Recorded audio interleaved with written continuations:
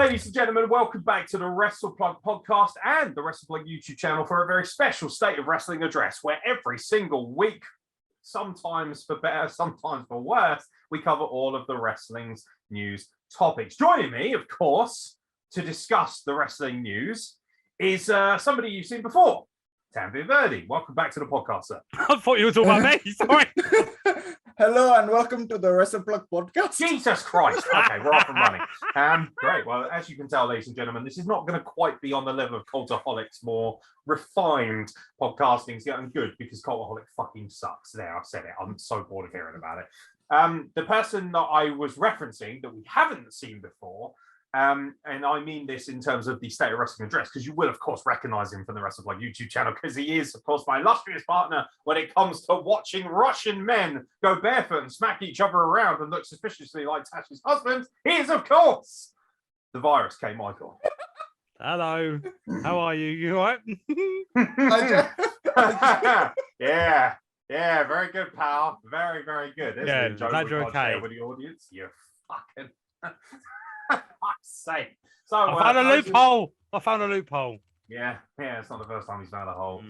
Ladies and gentlemen, there is only one thing that we should really talk about on this State of Wrestling address. It has been the talk of the town, and it is, of course, the fact that FTR will be involved in a triple threat trio match for the tag titles at AEW Forbidden Door.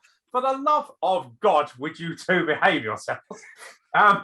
Obviously, we're not talking about Forbidden Door. We might have a little chat about it later, but let's start with the big news. Not the bullshittery that is currently going on in our group chat. It is, of course, the fact that Vince McMahon is under investigation for a number of, shall we say, torrid affairs.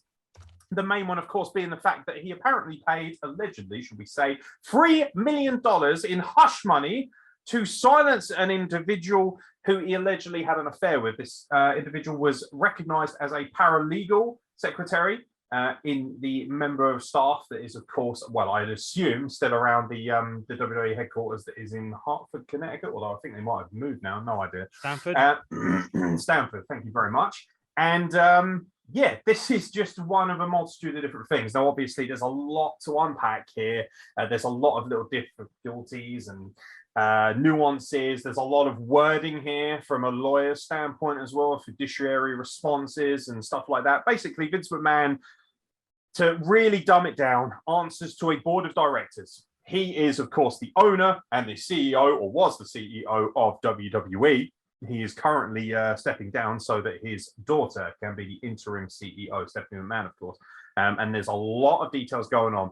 But the bottom line is he has paid a large amount of money, allegedly, to silence a woman who he had an affair with. This, of course, compromises his marriage with his wife, Linda McMahon. It also compromises his public duties as the CEO of WWE. And on top of that shit salad, the board of directors are pretty mad because ultimately, even though he may own the company, they are the main benefactors. They are the people who put the money in. So basically what you're looking at is essentially a board of very suspect Republicans who basically say to Vince McMahon, hey, we know that you're CEO. We know that you're kind of overall in charge and own this company. So we are going to pay lots of money and you are going to run the day-to-day benefits of this company for us. And we are going to reap the benefits of said profits that the company makes on the stock market, because it, of course, is a public traded company. So, Virus K. Michael, what's the reaction to this absolute clusterfuck? There is, right, okay, so there's so many different elements to actually view this.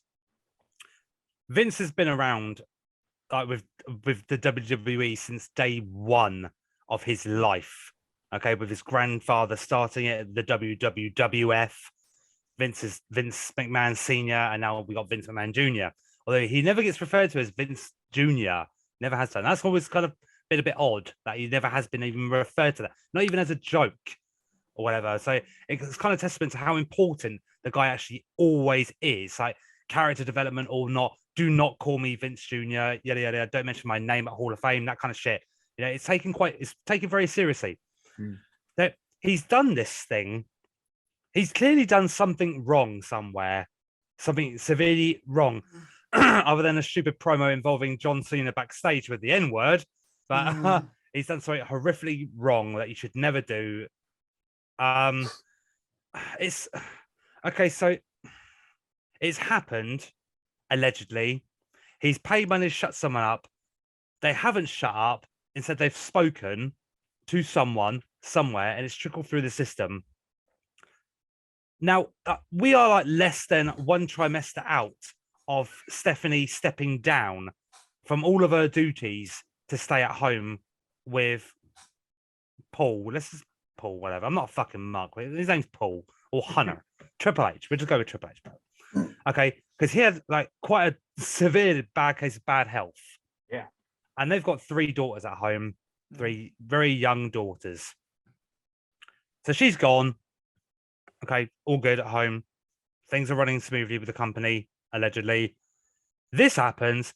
Stephanie's now back. Is it what? What? Could you not have got someone else? Is there not someone else? Could Nick Khan have stepped up for a little bit? It's not the best case scenario, but it certainly should have been one option instead of having to bring your daughter back who wanted to take a step away. You might love WWE. That's fair enough. I love professional wrestling as it is. But if there's something wrong with my other half at home and my kids need me, I'm off. I'm off. I love it, but see you later. Enjoy the ride. I might be back. But for right now, I need to go over here. That is what it is. That is like the black and white version of it. It's just so fucked up. It's genuinely just fucked up. The wrestling world is literally just turned upside down. And part of me was thinking, okay, Vince is now gone. Stephanie's back. Okay, sweet. Now all we need now is Triple H to be okay and for him to come back. Fuck Vince off. Yes! NXT 2 what? Fuck off. No, switch it all back. Come on, Steph. Come on, Triple H. I can do something. Fucking, I don't know. Fucking Triple H is steering the ship and Stephanie's lining the fucking coal engines. Like, just do all that shit. Does this compromise WWE as a company? Do you think massively? Because bearing in mind, we are talking about a man who beat the federal government when they went after him for steroid allegations in the mid-90s. This is a man who has managed to repel and basically bury any rape allegations. There's been allegations of him raping individuals. There's been there was the horrible stories that surfaced after Ashley Mazzara passed. There's a lot to unpack. And I have always said that when he passes, you will hear shit that you will not like. Yeah. A lot of shit. We're going to get a decent week's worth, if not more so, of Dark Side of the Ring about Vincent Kennedy McMahon. Oh, you'll get a series. Oh, my God. Tanvir, what's your... Sorry, carry on. So initial reaction was, okay, it's nothing new because Vince, like we just said, like we hear about Vince's stuff all the time. And then as soon as I heard about him stepping down, I'm like, oh, okay, this is big now for him to be stepping down. But like you said, I felt sorry for Stephanie because when I saw Stephanie having to come back, she left a month ago just to go take care of Triple H, but now she's having to be dragged back into this situation, even though it is her father's company and the family line and all that. But yeah, and the figure, we've known about it for ages because the steroid trials, all that. It was the dark side of the ring of the steroid trial, and the main focus was on Vince. So the thing is, initially it was nothing new, but then now that it's been blown up out of proportion, and you're saying about the board of directors, the other people affected are all the shareholders in the company because this is going to been huge for every party, everyone involved. So it initially wasn't all that surprising until you see all the after effects and you're like, oh, this has created ripples. Like this was a tsunami into WWE. Yeah, there's a statement. Sorry, carry on, okay? That's right. So it's absolutely, it's mind-blowingly huge. Like both of you guys have referenced the steroid trials. I mean, that was then. Times have changed. Yeah, massively. The company as a whole has changed. Like you said, Aeron. Like Vince doesn't just have the final word in a lot of ways. He has a ball to answer to. They ask a question, he must answer them. I mean, there's a lot of people, especially some of my friends who are wrestling nut jobs. They said, it's a work. No. I mean, like, they've released a press statement via their investor relations. Like, you're not going to ask your mate who's invested in your company, who's nothing to do with wrestling, but he's chucked money at you to run it. Oh, do you mind working? No, that's not going to be a thing. This is genuinely fucking huge. Like my original point was, like, this either sets up Triple H and Stephanie to take the company on. We don't know what Triple H is like, or this is driving the final stake into the coffin of WWE for sale, and it's going to be worth a hell of a lot less than it would have been. Disney, come on in. Yeah, I was going to say, who do you think is going to buy it? Disney. It's fucking Disney. It's going to be Disney. The House of Mouse always wins. Peacock might have something to say about that. I think they have first refusal. They did spend $2 billion buying the network. So it has been very kind of publicly open knowledge almost that Vince has been prepping this company for a sale almost, bringing in Nick Khan and stuff like that. A little bit of red tape just to go through, just so that people kind of understand a little bit more what we're looking at here. There's a report from Scott & Scott attorneys at law. They are investigating whether certain directors and officers of World Wrestling Entertainment breached their fiduciary duties to WWE and its shareholders. The law firm is investigating whether members of WWE's board and senior management failed to manage WWE in an acceptable manner in breach of their fiduciary duties to WWE, and whether WWE and its shareholders have suffered damages as a result. While no names have been specifically mentioned in said report, it is more damning evidence against the company that is currently trying to save face over Vince McMahon, who is said to have paid a former employee $3 million as a settlement over an alleged affair. In addition, the WWE board has also alleged to have uncovered a number of NDAs, that's non-disclosure agreements, basically in layman's terms, something you sign saying that you can't spill any details should somebody come and ask you, like the press. Hey, got any gossip? Sorry, can't say anything, because if you violate that, you can actually be taken to court and sued for a massive amount of money. And that's why Vince McMahon probably had a number of people sign these.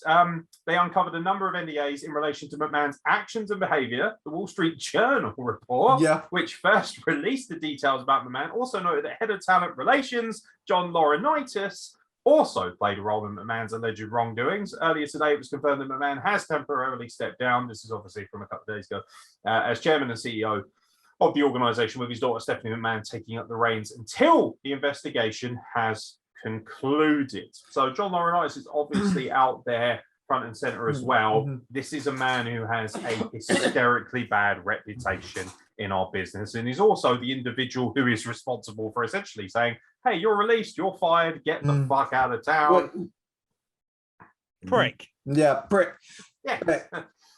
Aeron, Go for it. because we know you for your Vince voice, could you try do a Laurinaitis impression? Basically, like you smoked 40 fags. I fucking hate John Laurinaitis so much. Yeah, same. People power. It's that thing, isn't it? Yeah. Right? Yeah. The thing with Laurinaitis is that it's just so he's Brie and Nikki's father-in-law, Bryan Danielson's father-in-law. So it's like, okay, so shockwaves. It's like you've got these good people in your family, and you're the black sheep who's done all this shit. It's but also with Stephanie, I'm glad you mentioned her. Stephanie's interim CEO, right? Yeah. So Yeah, this isn't a fixed position. Yeah, so if the investigations go ahead and Stephanie's like, okay, I've been named interim CEO, but I don't want the pressure of being full CEO, who do you think they could realistically have lined up ready instead of Stephanie? Nick Khan. Okay. Nick Khan is being groomed as the next guy to run this company. He is the one who brokered apparently the deal with Peacock to sell the network essentially to the cock, as it's so affectionately called in America. That'd be mental if Nick Khan's running WWE and then you've got Dwayne running XFL. Pretty mad. Because it's like even I think on one of them Dwayne's Instagram posts saying about how they've been like friends for a long time. It's like, Gee, if those Yeah. two end up having WWE and XFL, that's a mad full circle moment. Nick Khan is apparently the sort of the man under the hammer, so to speak, who is happy to axe the incredible amount of people that have been axed in budget cuts. The amount of people that they've released, hundreds probably at this stage over the last couple of years, and particularly during the pandemic and everything that went on there. He's essentially the name that he's brought up most. He's the one who's kind of said, yeah, get out. Like I'm looking to turn this company into a massive, and this is why they're turning big profits every quarter. Also, I mean, you mentioned XFL. Vince is also currently going to court with an individual who basically, so essentially when he ran XFL, which for anyone who doesn't know is an American football league, a very, very bad one. It was essentially an independent startup. Imagine the NFL, the National Football League, is the main American football league, obviously. And that is like WWE. So XFL is essentially like TNA circa 2019. Oh, don't label it that bad. It's that bad. Fuck that league. I'd say it's late stages WCW. Yeah, I mean it's pretty rough. But I believe it's I've forgotten his name, so you'll have to excuse me. But essentially, the guy who he had brought in to help run it, Vince shit canned him, fired him right before they claimed bankruptcy and liquidation for this company. This guy's then turned around and said, hey, you owe me shitloads of money, because apparently in his contract, he was guaranteed his pay, guaranteed his salary, whether the company went under or not. They're claiming, but it's bankruptcy. That's different. And now he's going to court for $3 million of a settlement over that as well. So you've got that there. This is a guy who's basically saying, no, I'm not going away. They tried to kind of quieten him down with a sort of payment. And he was like, no, don't want it. Want my full fucking salary. Where is it? I found the guy's name. It made me laugh. Oliver? So for XFL, because you said you forgot his name, I thought I'd quickly Google it up. His name is Oliver Luck. Yeah. So he'll need some luck in that court case. Well, I believe he's the father of Andrew Luck, who was quite a famous quarterback for a while. Oh, okay. For our American watchers, obviously, Kane sitting there like, what the fuck is all this? So I understand. Yeah, I know, right? It is what it is. But there's a great deal of crossover with American sports because of what's going on with the Republican Party and all this kind of stuff. And obviously the XFL, which is now owned by Dwayne "The Rock" Johnson, and he's looking to reboot it once again. So, and to be honest, he's got a pretty good track record. There's just so much to talk about here. You could literally sit here for 2 hours. Yeah. SmackDown was last night. Vince McMahon said he was going to come out and open the show. There was a big suggestion that he might address the allegations. God knows why people thought he was going to come out and go, you know what? Yeah, I fucking banged her. What are you going to do about it, pal? Like, that was never going to be the case. Imagine. He comes out, and it's much ado about nothing, isn't it? He comes out, he mentions the biggest word there is together. It's just like, yeah, absolutely. You want to play the family card now? And he's like, enjoy the show, pal, and just leaves. And it's like, great. Almost like a ratings ploy. And apparently there's been a lot of reports that have come out today that he was in a incredibly good mood. Yes. Making jokes, good spirits. People apparently are upset about this. Certain individuals in the company feel like he behaved in a very unprofessional manner. It was a bit of a joke that he just went out there and did what he did. And that's before we even try and unpack the fact that he has alleged, there was this comment made on Pat McAfee's show. We haven't even got Pat McAfee yet. That he said, my wife at the time, Linda, which would suggest separation from his wife for some time, which he then automatically corrected, which of course set the internet ablaze because nobody's allowed to, get a wrong turn of phrase or anything like that. But it is kind of suggested, and there have been allegations for a long time, that he's been separated from Linda. It's just that a divorce wouldn't benefit either of them. And it's also worth pointing out that Linda served as a political advisor to Donald Trump, as well as America First, which is incredibly well regarded as a unbelievably racist, white supremacist political party. I mean, it's just shit. After shit, after shit, and now it's all flooding in at once. Finally, the door has burst, the dam has given way, everything is coming through. The big question that I imagine most wrestling fans are sitting here thinking, this is worth asking, does this pretty much open the door to AEW being by far and away the number one company in wrestling? No. No. It has to be asked. Well, It's like, I wouldn't be doing my due diligence if I didn't ask. Well, okay, so let's just say hypothetically that, like, say Disney steamroll in, the Mouse's house, as Tanvir so rightly the put House it. of the Mouse. The House of the Mouse, yeah. Good stuff. When we see like a fucking Goofy versus Mickey Mouse main event of Mania, Yes. I'm gone. Yeah. I'm leaving professional wrestling. I mean, You're I'm gone. done. I'm pouring my money into it. I want to see Goofy fuck up Mickey. Some might argue that Bam Bam Bigelow versus Lawrence Taylor was akin to that. Well, yeah. What about Butterbean VI? I forget who it was. Bart Gunn? Yeah. I feel sorry for Bart Gunn in that scenario. And He's anyone who's seen, punished. He's punished. yeah, It's go a watch the punishment. Vice documentary about it. I feel sorry for that guy. He was punished for basically being hard. He got punished for being hard and knocking a geezer out because he done Steve Williams knocked to death, who, by the way, was a fucking very, very hard man at the best of time. So it is what it is. But do you know what bugs me? It's a weird thing to talk about, but so I went on Facebook, and obviously, like yourself, especially, Kane, we know a lot of people who work in our business, who work in this industry, who have opinions. They have strong opinions. And I suppose when you work in a business, your opinion carries a little bit more clout. The amount of people I've seen saying, not a WWE fan anymore. Fuck WWE. Blah, blah, blah, blah, blah. Yeah, but what annoys me about this is, so are we going to throw a blanket over these thousands of wrestlers and employees who make a living, who make their livelihood working for this company just because we don't like Vince McMahon, or because shock horror Vince McMahon has done something horrible? Also, why are we acting so surprised? Really? Yeah, that's what I was like. Utter dictator, this man who has actively come out, who has given millions of dollars to a Trump administration, who signed off on the idea of a wall, who signed off on the idea of saying the N-word on TV to another white man, who signed off on a multitude of different things. The Ashley Mazzaro thing, which he allegedly covered up, the incident with nails in the locker room. There is just teeming amounts of bullshit under this man's name. And the fact of the matter is, because he's worth $2.8 billion, it goes right under the rug.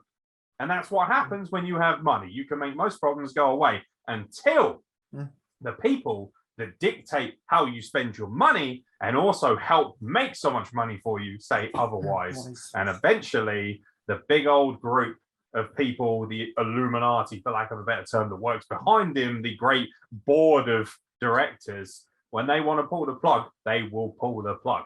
Nobody, even Vince McMahon, is completely infallible. That's what's happened here. What else is there to say about this? Will you stop doing that triangle thing? It's the Illuminati triangle. I know what the fuck it is.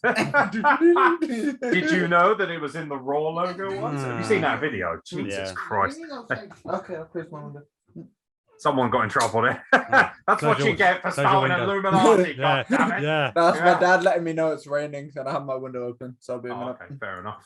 Cheers, Dad. Thanks very much. Very kind thing. Look, so Yeah, so right, bad, yeah. in fact, that his video fucking Yeah, died. Thank you yeah. for compromising the integrity of this YouTube video. I look forward. Just for that, we're going to put a funny picture where Tanvir is supposed to be. What else can you say about it, Kane? Like, is there anything else that you can honestly give to this? Like, we could talk about this for hours, and I feel like not unpack even close what we really want to get to, the meat of the matter. And also, we're also going to have to wait for a while to see what the investigation turns up. Right at the top, Vince has been a dick. He's done something bad. It could either go this way, that way, that way, that way, or that way. Yeah. There's so many different elements to this, and there's so many people's fucking names are involved. Right? It's a whole case of fucked up, is what this is. Yeah. And we've seen it in storylines before with like Paul Heyman, yada yada. The Vince's great empire is crumbling before him, yada yada yada. The threats from other companies are gonna come and stamp out the WWF and all this other shit. But this is the biggest credible threat to this global organization there has ever been. Ever. This is huge. This is absolutely huge. This is potentially bigger than the day that will come when Vince McMahon passes away. This is huge because he's having to make these horrible decisions of him stepping down and walking away before he has no choice and meets his untimely demise. This is huge. There's been a little bit of pushback from employees within the company. Like I mentioned earlier, Fightful Select apparently has a report saying that a number of talents had some insight into the reactions of what had happened because of him coming out on SmackDown. Basically, talents had their opinions, and obviously they sent them, anonymously, which I kind of get. I understand. Like, it's annoying because we want to hear names, obviously. But at the same time, it's like, you gotta wait for that juicy gossip, baby. Reportedly, people's attitudes range from confused to disappointed to enraged. One top talent, apparently a big WWE star who's not being named, reached out directly to Fightful Select and opined it was tone deaf and embarrassing, and claimed it was his way of putting himself on screen as a power move to lessen the impact of an investigation's findings. A former top WWE star responded by saying, "I'm happy it didn't last long, so I didn't have to sit through whatever bullshit he was going to say. But it shows that he has no accountability, especially when something is directly his fault." Another individual that works with Vince McMahon and was backstage while it unfolded was enraged by the segment and incredulous watching it unfold.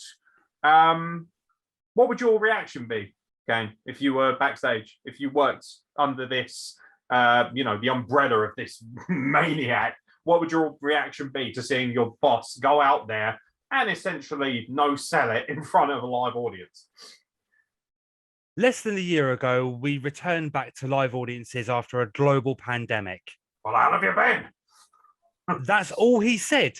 You expected something else. Like when these horrific ordeals have happened in the past, say like the 9/11 tragedy, for example, he came out, gave this incredible speech. We will not bow down to terror. This is the first public assembly since the tragedies of 9/11. He gave this massive speech and we were like, yes, fucking yes. And, we're back from a global pandemic. Yes, we're all back together again. Where the hell have you been? Oh, okay. And last night, now, then, forever, together. Okay. He sounded like he was giving a TED talk. It just reminds his fucking on-screen stuff on live shows. They kind of, my mind keeps on steering towards Ultimate Warrior when he came out on Raw, did that promo, next day dead. It just reminds me of that. Like, what the fuck? What's going on? The end is near. Yeah. Is he actually unwell and he is actually aware about it? Has he been diagnosed with something that's not been made clear to us? Is it dementia? That could be a thing. It could be. Is something is the fucking roids finally frying his mind? Could you imagine though how big the news would be if it's like Vince has dementia? But okay. It changes the perspective though of how we look at everything. Yeah, that's the thing. Like, if anything, it will be used as a publicity tool. It will be used as a device to dampen the shots. It'll be used to kind of calm down the nature of things. I have to feel, Stephanie McMahon has been in line in many ways to take charge for a long time. It was very evident that Shane McMahon was not going to be that way, especially when he left the company, pursued his own business formats, was apparently grossly unsuccessful. A little bit of research will quickly find you a wonderful report about Shane McMahon trying to start up his own Wi-Fi company in China, which failed drastically. Lost millions. Lost absolutely millions. In all places. And in all the places in the world, you want to try and open up a freedom of exchange in information? Not happening. Good luck. You may as well have gone to North Korea and gone, yo, do you mind if we have a free passage of border? Nah, mate, you're all right. Not happening. So for me, I find it interesting because, obviously, we pretty much opened by saying, Stephanie McMahon is kind of dragged out to be interim CEO. But is it a good move? It almost feels like a PR stunt. It's a woman as well, and people can say, oh, that doesn't mean anything. Well, it does. It's a fucking very high-profile female CEO in a country that still suffers badly from allowing women into positions of power. It's a smart move, but it's like we said, it's like she left a month ago to go take care of Triple H.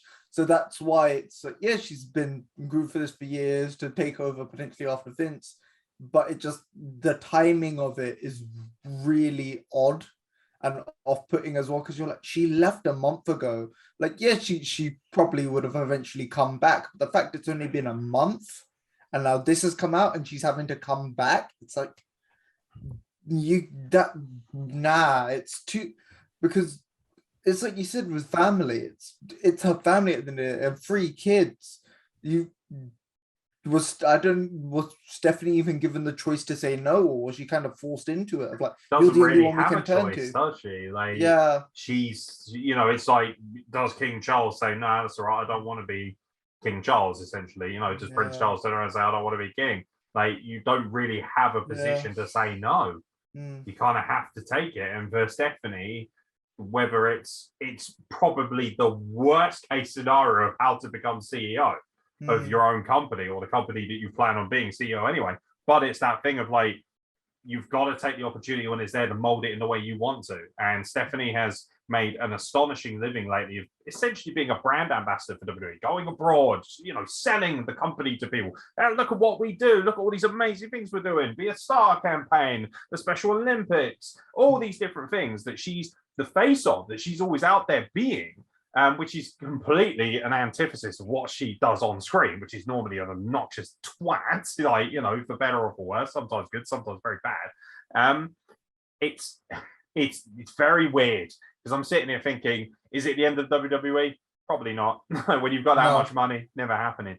But it could end up being a shift in direction, and it could end up being really good, because it's that thing of like, right, we have no choice now. We have to filter out all the crap. We have to get rid of all the scum. And then from that point onwards, they will be under such a microscope that they won't be able to get away with anything, the most minute details. But it could also work the other way, where all of a sudden the business is so exposed, everyone is so privy to everything that you do on all accounts, that it's hard to take it seriously as an entertainment product, which is, we're struggling with, let's be honest, right now, because of the way it's written, which is poor at best. I just want to know when the wrestling cinematic universe is going to start. The multiverse of affairs. People, there's a lot of names being thrown out there, a lot of suggestions as to, you know, different women who may have been involved as well. I don't want to get into that. Yeah, that's like, it's a bit unprofessional. It's a bit unprofessional. And speaking of unprofessional, why don't we talk about Sasha Banks? Yeah, I mean, yeah, we got to segue away eventually, haven't we? We do. We'll cover it every week, and we'll see where we are. I guarantee in a week there will be wild things to talk about again. Sasha Banks is allegedly released from WWE. She's been pushing for this for a while. It depends what report you take on board. There is no confirmation yet. However, there's been subtle little things put on social media. There's been suggestions that her lawyers have been kind of working night and day to try and basically get her out of this contract or whatever. It's a similar release to Cesaro, because Cesaro was never like officially confirmed by WWE to have been released. But nobody cares about Cesaro because he's literally dull as dishwater. But I'm just saying the similarity of it. It hurts, but it's true. You know it is. I'm just saying the similarity of it, of that Cesaro was never formally confirmed by WWE to have been released. It was all the reports coming in. So it's a similar situation to Sasha, of like, there's no WWE acknowledgement.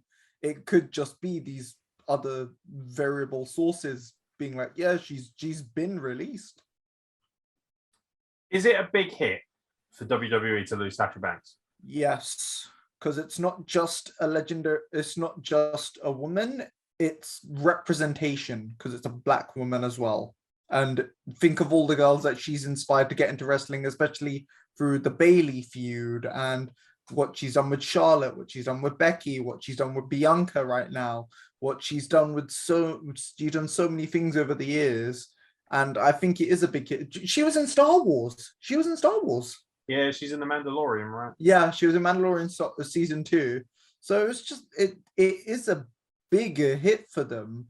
I'd say it's comparable to maybe the Fiend in terms of that the Fiend was more merch wise, because he had the most merch sales, I think, trumping even Roman, and they let him go.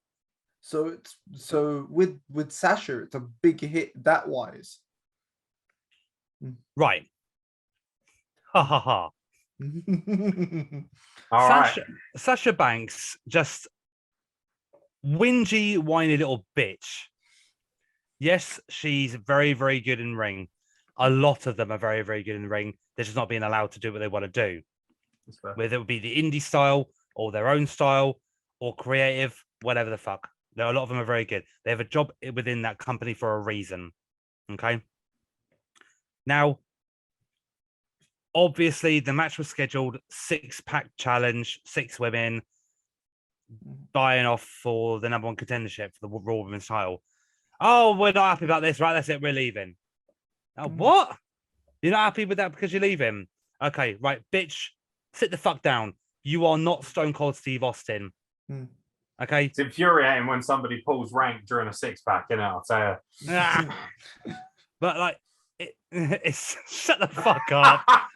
You had those Come on, you got to admit. Right. Pretty good. Right, you had I'm those 2 staring off. shitty beers. Yeah. I'm not going to steer off to that just yet. Okay. I'll do that on another episode. So it's like extremely high horse mentality with this. Oh, my cousin Snoop Dogg is in the WWE Hall of Fame, the celebrity wing, yada yada yada, etc. etc. Bitch, like Donald Trump, fam. Yeah, but why don't you just fucking? But this is your job. This pays for your way in life. Yeah, you might have worked your ass off going through NXT and the developmental, etc. etc. You might have done everything the right way. It's still your job. You still like have a word. You just stormed out, as far as I'm aware. Anyway, there was no like, hey, how about this? Okay, no other suggestion, no other nothing. It's like, and like the professional side of me, like for those viewers that don't know from the watch alongs, like my main job in life is I work in a very high profile nightclub here, where I live on the Isle of Wight, and it's a river nightclub, so bars. Rule number 1: you never walk out. If you're that pissed off, come 3 o'clock in the morning when your shift's over, quit. That's fine. You never ever walk out. So you're booked in this match. You're not happy with it. You've tried to get out of it by whatever reason. You're still going to do the match. You've done the match. At the end of the match, backstage, right, that's it now. Thank you very much. I quit. I'm going home. Thank you, though. Yeah. Bye-bye. That would have been the professional thing to do. As Tanvir started it, speaking of unprofessionalism, you don't fucking walk out. You don't. That's the wrong thing to do. You just don't. Yeah. I do have a report here. WWE release has apparently been confirmed by multiple sources. This is from today, coming just a day on from the Mandalorian star breaking a silence on the matter with an Instagram story post containing the words, "See now, this is why I stay off Twitter," and "just making up stuff weekly for no reason." Whatever. A number of sources have now added further weight to her apparent departure being very much legit on the back of Wrestling Inc.'s Raj Giri. Initial report on the boss's release with WWE. WrestleVotes has reiterated this development being accurate on Twitter based on their discussions with multiple sources. It's just, I think it's just a matter of waiting for WWE's Twitter account to confirm it. It's basically what we're waiting on here. You can trust Cousin Raj. You can trust Cousin Raj. Good stuff. Fightful Sean Ross Sapp also notes that a number of talents backstage are under the impression that Banks has very much been released, tweeting out last night that both sides are just holding off on a statement until all things have been cleared up. So apparently there is a very strong rumor as well that her contract was up in 2 months. I guess, I mean, Tanvir, what do you think? Are you in line with Kane in the fact that she's basically a spoiled twat and needs to fuck off anyway? Or? A little bit, yeah, because it's like you said, she should have stayed, done the match, and then aired her grievances rather than just walking out. Because it's like it's a weird. But CM Punk back in 2014, he done his match and then he was professional with it. He's like, "I'm done. I quit. Here you go. I'm going." Fair enough. Because he was like, "I'm in a lot of pain. You're forcing me to keep coming back. I don't need this anymore." and he was very professional about it, even though he was said, I'm of the opinion that if you're going to give Sasha Banks a load of shit, CM Punk can get that as well. This is a guy who held the WWE title for 500 days almost, but cries about how he wasn't given enough in the company. It's like, mate, you're literally one of the most prominent and recognized talents in the history of wrestling of the last 40 years. Like, for me, it's a blow for me personally, because I do enjoy women's wrestling. I particularly like Sasha Banks. I think she is a very marketable star. I think she feels like a celebrity. She feels like, you know, we laugh and joke a lot. I like Liv Morgan, Kane doesn't. But you can't argue that Sasha Banks can shift merch. Like Liv Morgan, maybe not so much, but Sasha Banks feels like a star. She feels like somebody you can put on a marquee, like Charlotte Flair. She feels like she's up there. She's a next level kind of talent. So it's that thing of like, it doesn't hurt WWE too much to lose her long term if they're willing to push other people in her place. There's a multitude of different women there who are so talented, you know, who could easily step into that fold and you wouldn't miss her at all because of that. You'll miss her because they don't know how to book other talents well enough. That's how you'll know if you'll miss her or not. That's what will happen, you know. And like you said, she isn't on the level of Stone Cold. She might be a pretty big star in my eyes, but she isn't a Stone Cold. She's not a Roman Reigns. She's not a Brock Lesnar, who apparently is scheduled to return soon. That doesn't surprise me. He returned on SmackDown and he's facing Roman at SummerSlam. There you go. Like, I mean, it's that thing of like, okay, cool. I get it. Like, very smart. Still very interested to see what the rumors are, the ratings are for SmackDown. But for me, I don't think losing Sasha Banks is a big deal until they start fucking around with the booking. Then it will feel like a big deal. I just think that WWE missed out on something huge, because you had the whole Sasha thing of going over to Japan and taking a couple months off to go train in Japan. And you could have had this simple feud, simple story of the boss, Sasha Banks, the final boss, Meiko Satomura, and just done that story. And it would have worked. But that's just you spitballing because you're a mega fan of Japanese wrestling. Now, in my opinion, Meiko Satomura is the most legit women's wrestler. Yeah. Like, I think she's fucking incredible. But I'm sorry, that won't shift. It won't sell. It just won't. What? If Meiko Satomura was that big a deal in the eyes of people as a general kind of like star, a mainstream star, like Roman Reigns or something, then she would be on SmackDown for fuck's sake, not on NXT UK. Wrestling once every 5 weeks. So it's that thing of like, it's great and everything. And I know you've got a lovely selfie with her when you bumped into her on the London Underground, and that's very cool too. But it is just fucking Mark. Is that what you say to every single fan that comes up to you asking for a photo? Do you call them a fucking Mark? Yeah, pretty much. Yeah. Okay, cool. Just what fans? Just what? Yeah, right. Fucking hell. I'm sorry. Subscribe. Yeah, but while we're here, please make sure that you check out the Virus's brand new YouTube channel. Yeah, fucking marks. To be honest, the Sasha Banks thing is like the least interesting news of the week to me in a weird way. Jeff Hardy. Oh God, I forgot about that. Fucking hell. Crackhead Hardy's done it again. All right, so we're doing away with the sensitivities of addiction. He's juking. So, Jeff, no, he's never joking, trust me. No, he's juking. He's juking. Oh, he's juking. Okay, fair enough. You want to be careful with that phrase and all. He's doing his juking dance and jiving. Yes, I understand. I understand. Don't worry, I'm not that old. Jesus Christ. Although I am getting there. Jeff Hardy is definitely getting there and should grow up a little bit. I'm sorry. Do you know what? This fucks me off. Because he's in AEW, I feel like he's getting preferential treatment here. And if he was in WWE and he had come out and said, I love WWE and I'm glad that I stayed here and didn't go with Matt, people would be like, you're a piece of shit, pal, because they just want to shit on WWE. Like, it's an automatic thing. But because he's in AEW, people are like, oh, well, how horrible. Oh, none of you understand addiction. Fuck off. Don't be arrogant enough to assume that some of us haven't had to deal with that kind of stuff in our lives. Don't be arrogant enough to assume that. Jeff Hardy was once again under the influence, behind a wheel, illegally, might I add, with a suspended license. This is another DUI. This is the third time he's done it in, I believe, the span of 5 years. Yeah. He's already under massive probation.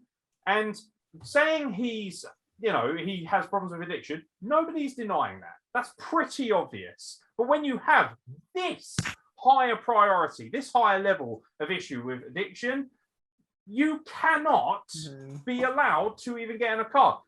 Are we just going to ignore the fact that Matt Hardy was allegedly with him? Are we just going to pretend that Matt Hardy had no, Matt Hardy essentially said, yeah, sure, not a problem, don't really give a shit. He's just fucking bad. He's basically empowering this kid. Rebby explained the situation of that. Yeah, they had been drinking the night before, that Matt doesn't drink.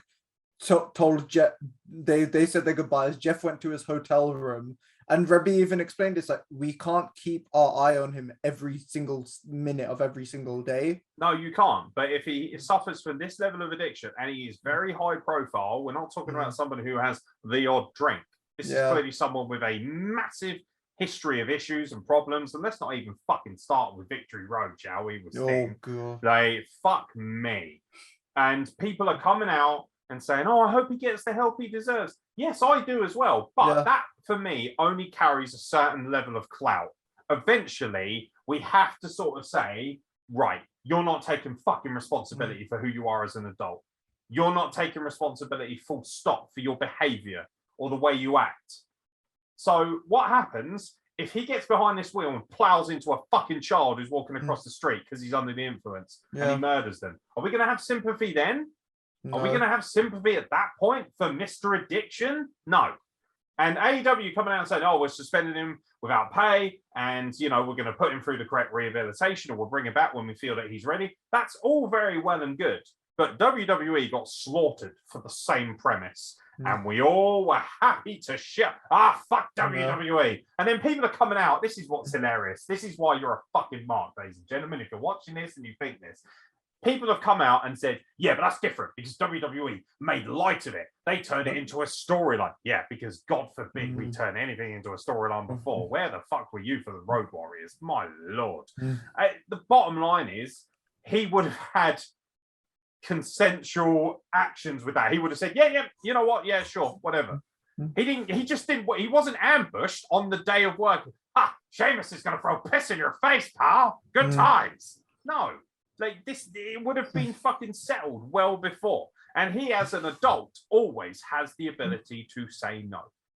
Because it seemed like the thing is that Jeff was on the right trajectory, like things were going well, and now this bump in the road, it's like, what is it gonna take to be like, no, he's done? Like, how many times? Why is he doing this? Yes. Why is he in these high-profile ladder matches at 45, 46 years old? 45. Fuck off. I'm sorry, but Jeff Hardy was crippled 10 years ago. Yeah. And you know what? Everyone's like, oh, hey, W is such a wonderful place to work. Yeah, so much so that old Smacky Brown over here is in another fucking ladder match. Whoop-de-doo. That's not fucking taking, responsibility for your talent. Yeah, let's stick him in another ladder match. Oh, but that's okay, apparently. But the whole alcoholic angle thing in WWE, oh, well, that's just disgusting. Wait a minute. Are we suggesting that he can consent to the ladder match too, which has probably helped contribute to his pain addiction problems? The guy needs help. Badly. He needs help.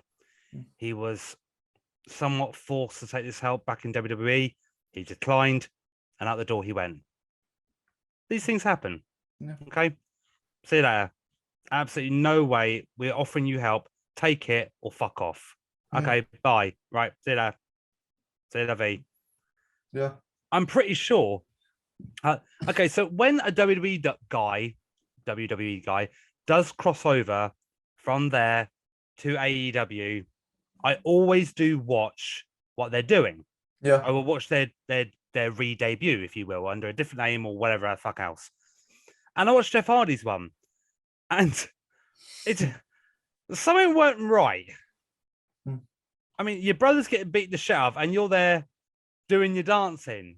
Like, what? No. Worst debut of the year. Something ain't right with this. I mean, I thought to myself, like, is something wrong with your production truck? It can't be.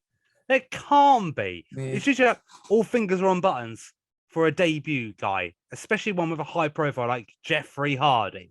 Fingers are on buttons, production truck. Here we go. Okay, camera 1, camera 4. And yet this happens. I'm like, can't be production. Can't be. Nope. And no, I watched it. I was like, he's on fucking crack. Yeah. He's had a dude with Van Damme somewhere. Is there an argument to be made that AEW fosters actually a more dangerous environment because they're given far more creative control and far more freedom to do what they want than they are in WWE? AEW is dangerous for human beings, wrestling business as a whole, our wallets. I'm ashamed to even say that during the pandemic, not during it, but on the later half of the pandemic, when they went back to live shows with a minimalized audience scattered around the place, I watched an AEW pay-per-view. Was it Revolution? Was it with the exploding barbed wire? Oh, good lord. Yeah, God. And I watched that, and I got fucking talked into it by you fucking who Double R over there. You paid Roman for it. Reigns. Yeah, we fucking. Yeah, well, I didn't I couldn't find a stream for it. It was pissing me off. Okay, at least you tried. I was gonna say, at least you tried. Yeah, I did. I really. Oh, believe me, I would have fucking tried. But I did. I tried. I was like, fuck's sake. Okay, PlayStation. Blah. Like, I'm on my PC. We're having a video call. Was watching it, and I was literally going like, the fuck was that? What's going on? Shame, because the undercard wasn't terrible. If I remember right, it was okay. I've got a severe problem with AEW. I didn't watch a lot of their shit, but I do remember specifically this one pay-per-view I watched. It was this big dude, Brian Cage, giving that Cesaro fucking second rope fucking superplex to the outside, and they landed on the entrance ramp. Opening contest.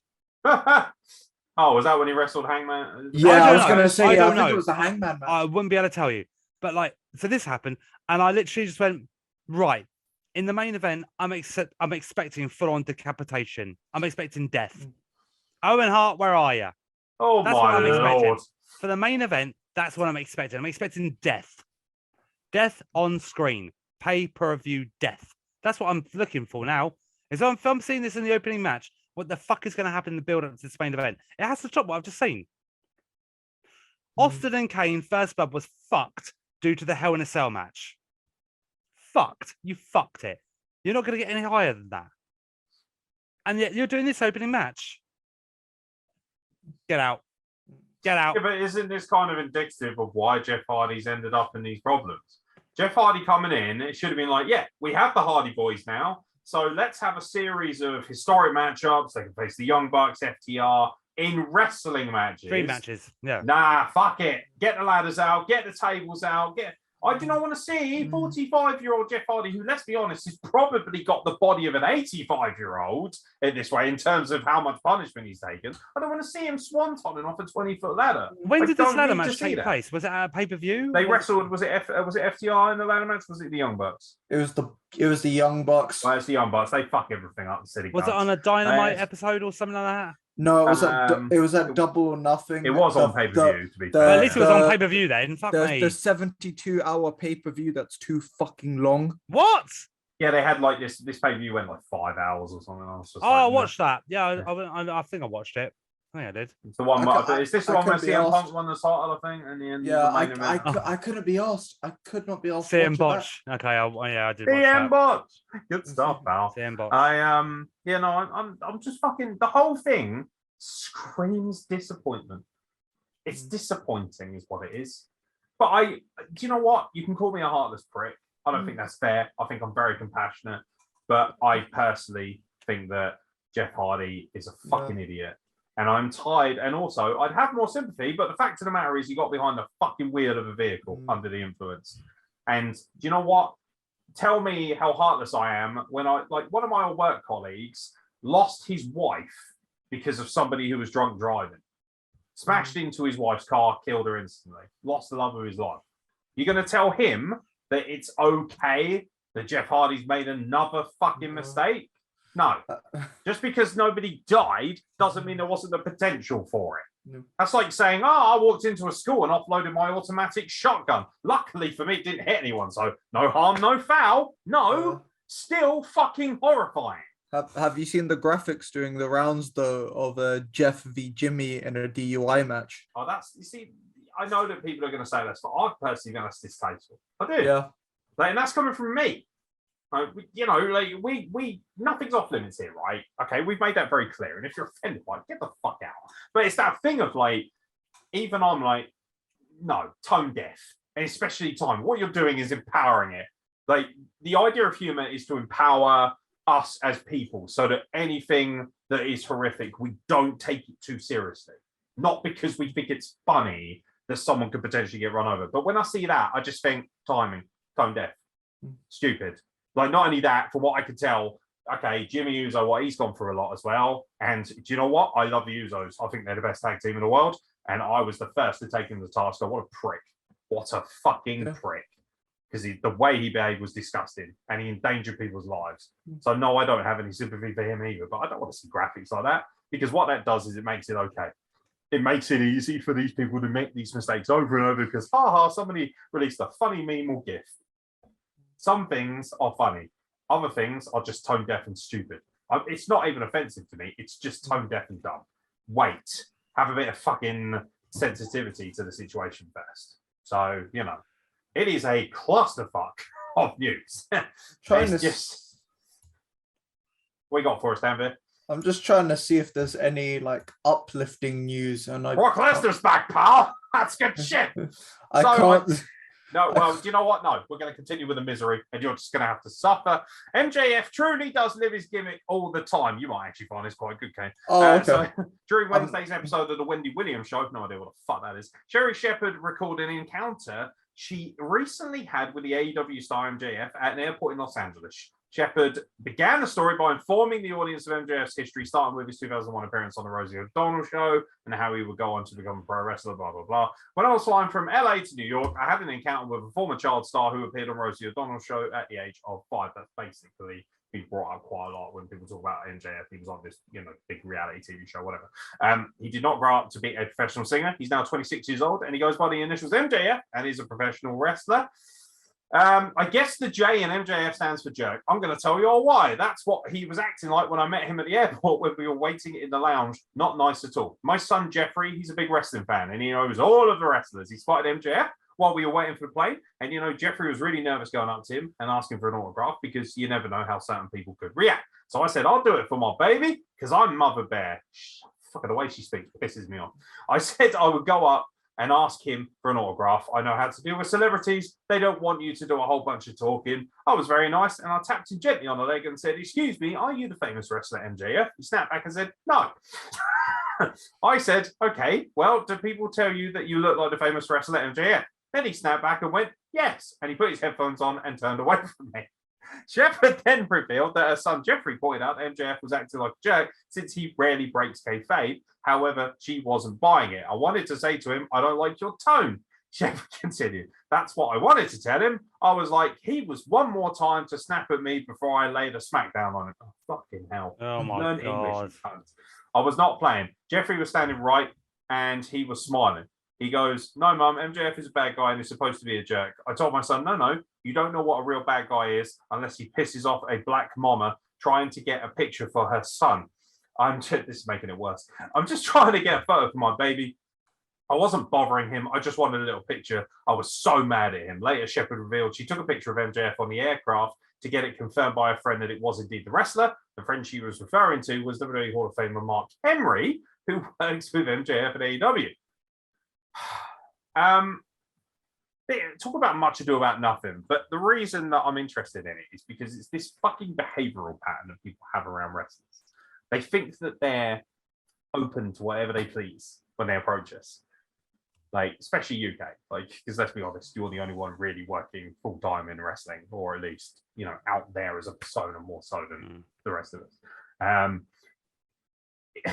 What a load of fucking bullshit is this story? How do you react to this? Right, okay. Shut up, Sherry Shepherd. That's all I've got. Shut the fuck up, you Mark. We're fucking human beings. I don't give a shit about your son. Leave us the fuck alone. Insert Brock Lesnar. A lot of the time, it's like we get asked to do these certain things like autograph sessions, meet and greets, etc., kids' birthday parties, and we're like, yeah, okay, it's cool. We are aware about it. It's all good.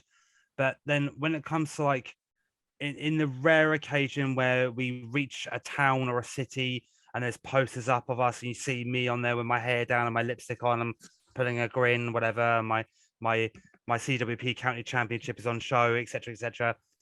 Some kids who go, "That's you," and I'll just go, keep walking. I go, "See you tonight," whatever. Like that. Of course, I don't want to ruin my virus persona, but at the same time, I'm like, I just want to get my fucking Krispy Kreme donuts and carry on.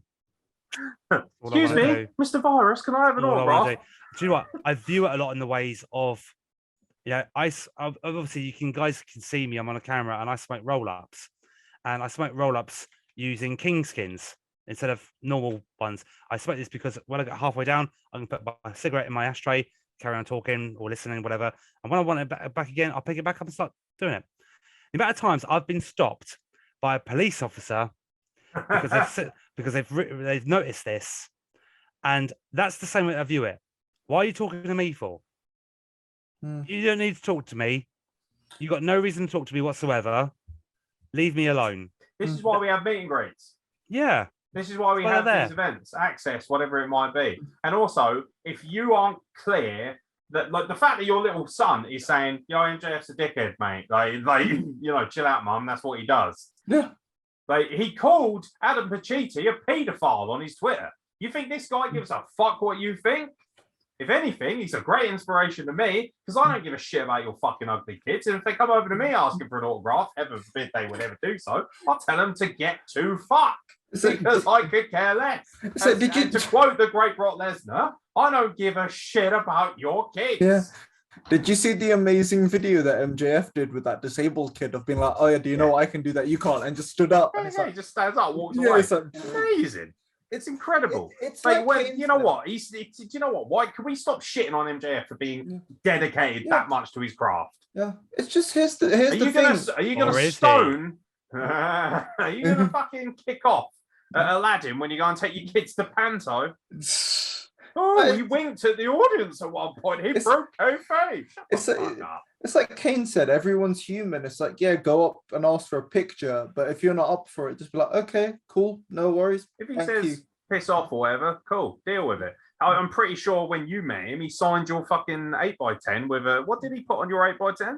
I think he put dipshit or something. Yeah. Like every single person's 8x10, he put knob jock, flapjack, cunt, whatever. He just put all kinds of shit on there. He just looked at you and thought up a random insult. That's what he does at every show. Cool. If anything, I would much rather have an 8x10 that says, "Have this, you pharaoh cocksucker." Like, oh, thanks for being a fan. Love this.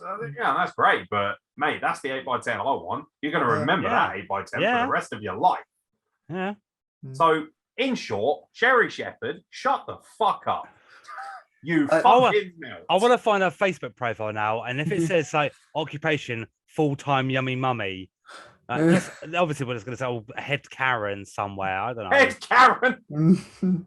That's basically what this is. This is the ultimate Karen storyline. So, Sonya Deville taking more precautions following home invasion. Fuck me, it just never ends, does it? It's just the most miserable and hilarious state of wrestling address of all time. No, speaking of homes, I was going to come up with wholesome news that The Rock bought Tamina a new house. Tanvir, first of all, never interrupt me on the rest of the podcast. I'm sorry. And second of all, nobody gives a fuck about Tamina. Shut the fuck up. August the 16th, 2020 is a date that Sonya Deville will never forget. Yeah, I can imagine. The former WWE official was the victim of a petrifying incident and saw a stalker ready to take her hostage break into her home. The culprit, Philip A. Thomas II, 24, from South Carolina, wow, just dumping his whole purse out there, are we? Although, to be fair, he deserves it, the cunt, was arrested at the scene, but he was found incompetent to stand trial during a court hearing last May and was sent to a mental health facility. You and me both, buddy. It has almost been 2 years since the incident occurred. Fuck me, it's gone quick. But Deville has revealed how she continues to deal with those that pose a threat to her. I don't think I've really figured it out yet, Deville told Forbes. I feel like I'm just kind of taking it day by day and trying to figure out where that line is. I mean, at the end of the day, I chose to be in the spotlight and I choose to share my story and my journey to an extent with the fans because I think that it could help. And I remember being 19 years old, 20 years old, closeted and not comfortable with my sexuality and kind of like yearning for that representation in the public eye. And so I take pride in that. So I don't ever regret putting myself out there, but I do think I take more precautions now than I did in the beginning, just to make sure the people around me and myself can share our story, but in a safe space. Along with Deville, the rest of the world is currently celebrating Pride Month. Don't know why this is in the article, but it is. A month-long... Calm. You can have your say in a minute. Calm. A month-long celebration of LGBTQ plus communities all over the globe. Deville came out as a lesbian in 2015 during her WWE tryout on Tough Enough, which is why she's obviously referencing that. So yeah, basically it's not really used, but essentially what Sonya Deville is saying is, yeah, I am a little bit more untrustworthy of people, which is a thoroughly understandable reaction to being almost abducted by a mental lunatic. How is that news wrestling Inc? It's news wrestling Inc because it involves a wrestler. Right. I do not understand why the fuck she had to bring up the whole LGBT thing and Pride Month. Right. I've had this conversation with you, Aeron. Right. Mm-hmm. She comes out, she's in her black gear. Yeah, I know how to fight. Yeah. But she has the freedom flag attached to her back pocket. Okay, I get it. You're a lesbian. You got some unhealthy obsession with Mandy Rose being your best friend. Fuck off, it's your best friend. You fancy the fuck out of her. Move on. I'm not seeing a problem with that personally. You wouldn't see a problem with that. Some guys fucking wet dreams, that shit. That's whatever. Obviously, the whole stalking part, the home invasion part, the abduction part, bad, wrong. Don't do it.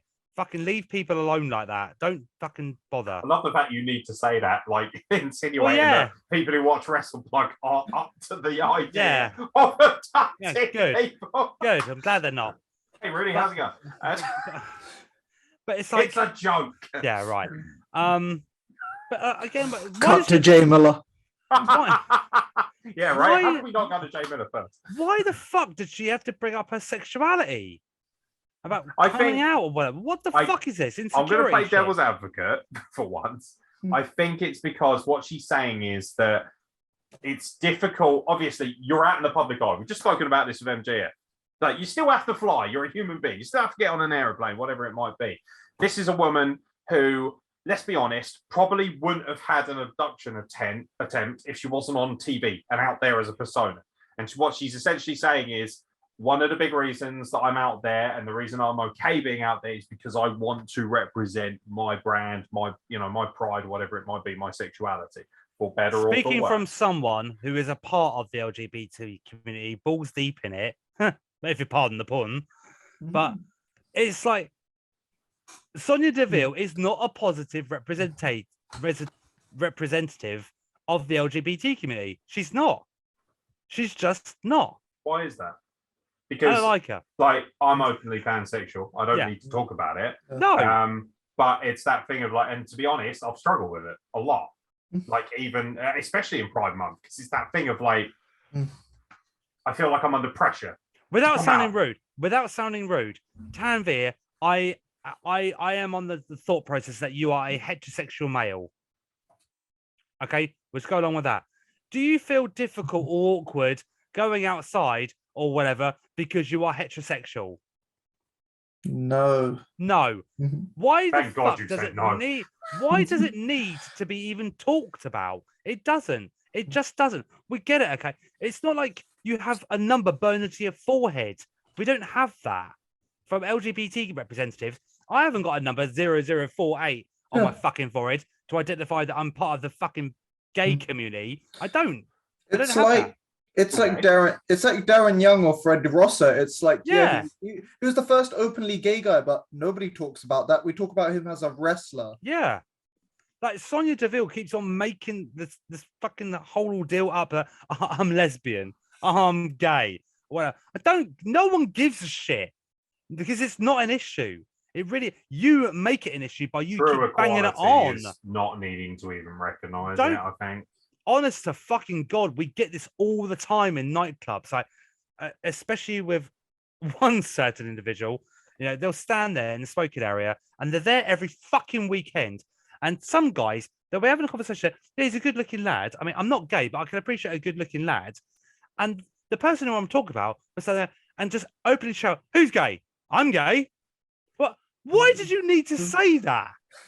You didn't need to even. Oh, fuck off.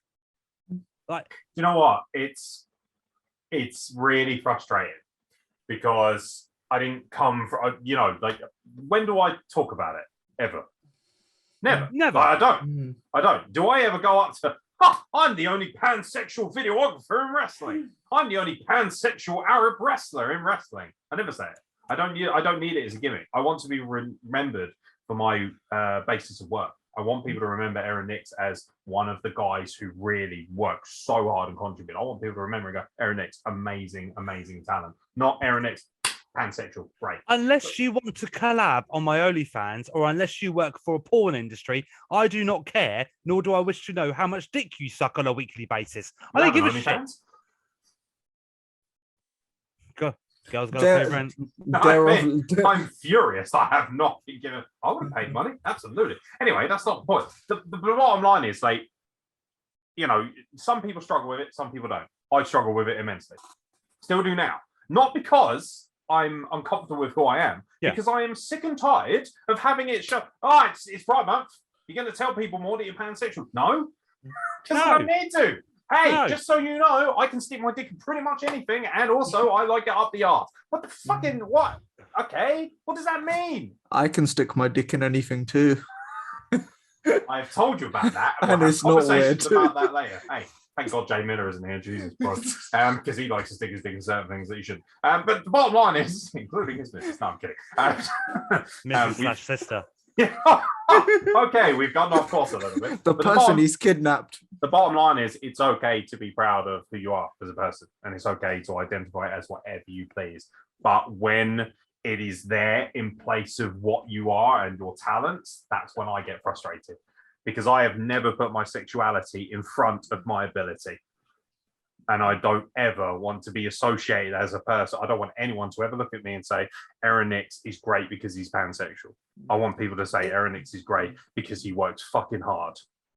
It would have been cool back in like the early 2000s if it were a thing to be like, okay, it's cool. But we're in 2022 now. Times have changed. I don't think, like, maybe like Kane might entirely disagree, and that's okay.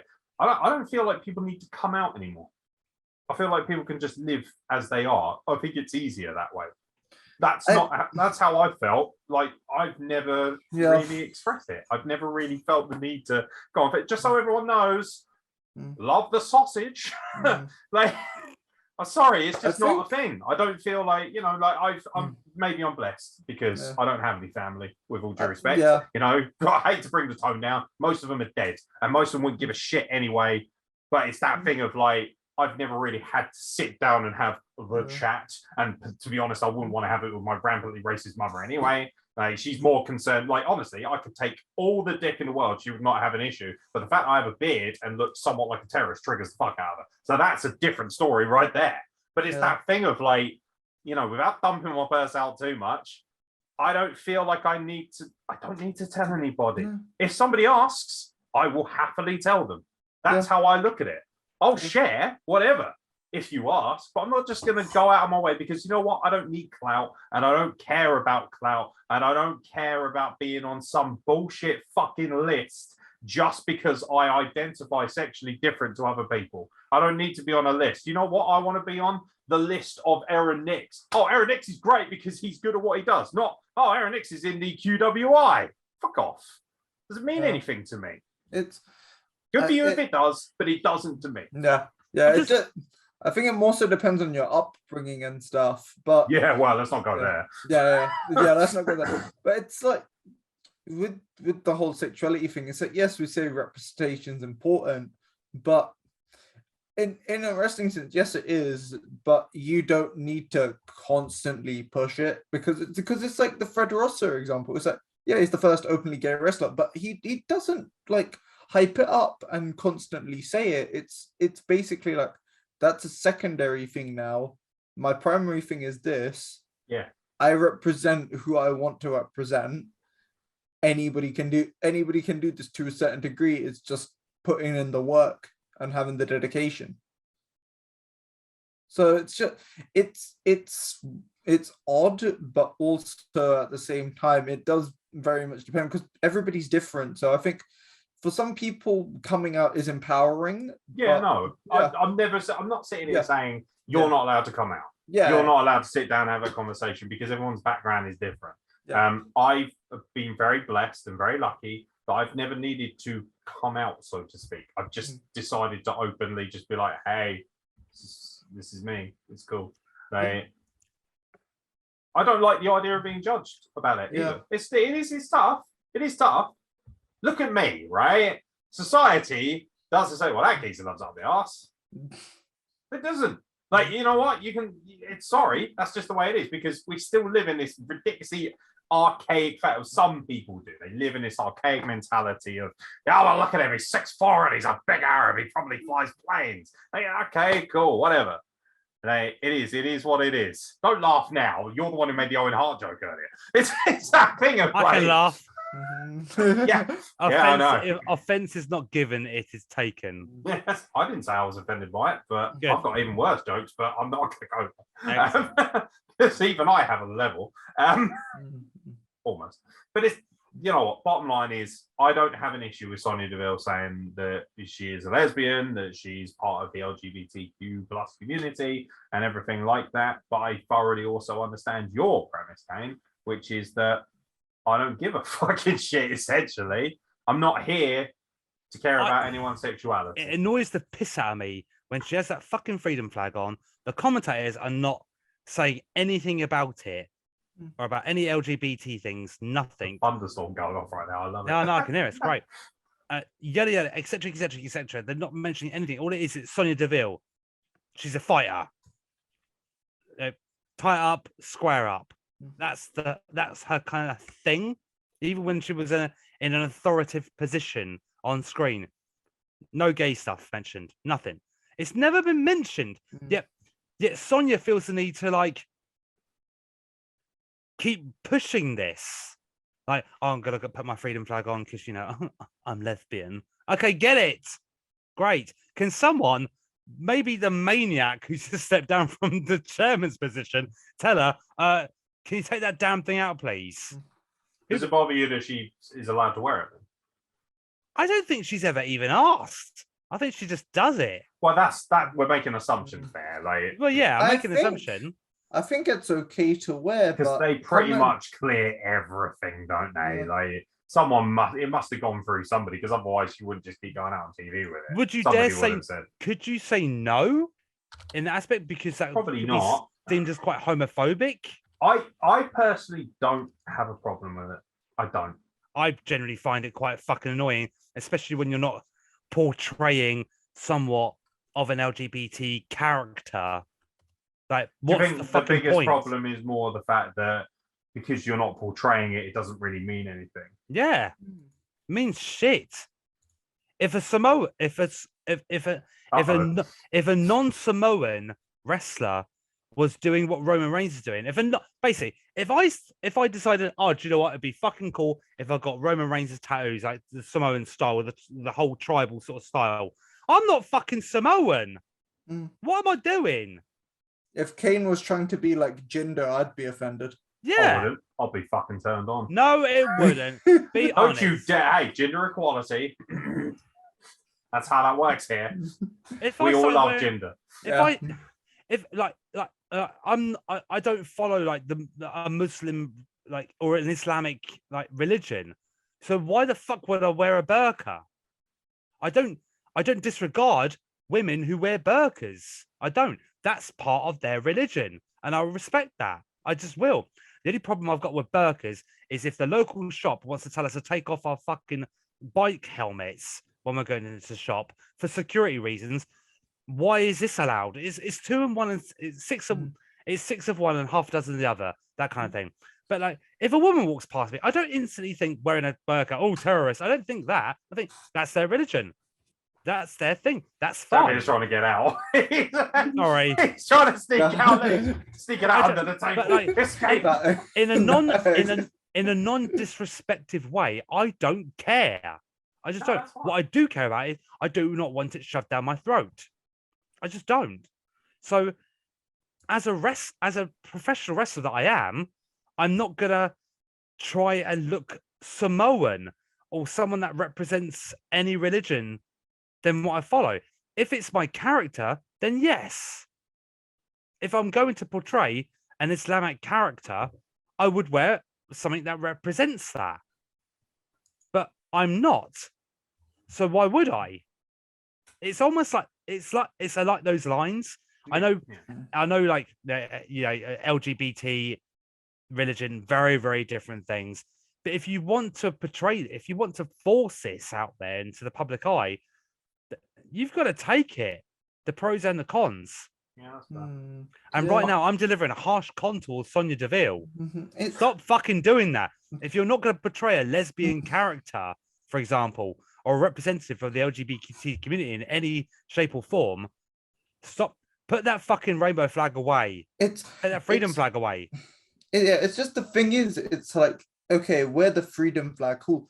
But say to comment, would you wear one, Tanvir? Would you wear as a if you were a professional wrestler, if you follow your dreams and aspirations of being a professional wrestler, would you have a freedom flag attached to you, to your gear, whilst you are competing? Yes or no?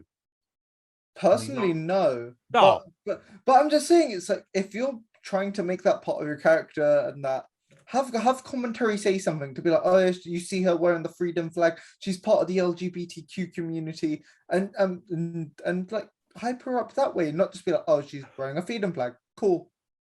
Like nothing.